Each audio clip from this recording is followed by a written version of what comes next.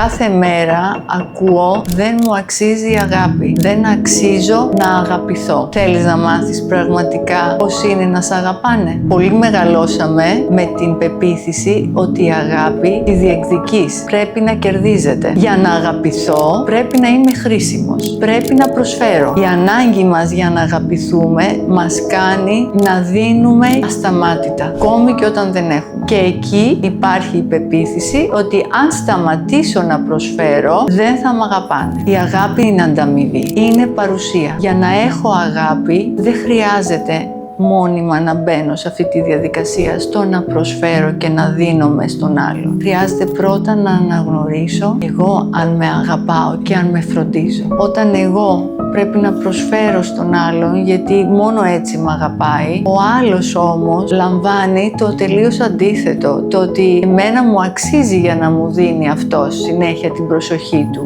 Άρα δεν μπαίνει σε διαδικασία να σου δώσει ποτέ πίσω αυτή την αγάπη που παλεύεις εσύ. Και έτσι μπαίνουμε σε έναν φαύλο κύκλο και δυστυχώς δεν καταλαβαίνουμε και δεν μπορούμε να βγούμε εύκολα από αυτόν τον κύκλο. Οπότε, εάν θέλεις πραγματικά να νιώσεις την αγάπη και να συναντάς ανθρώπους που προσφέρουν αγάπη σε σένα, χρειάζεται πρώτα να στρέψεις την προσοχή σου στον εαυτό σου και να ρωτήσεις εγώ τι κάνω για μένα, εγώ τι προσφέρω σε μένα και όχι να τη ζητάς από τους άλλους.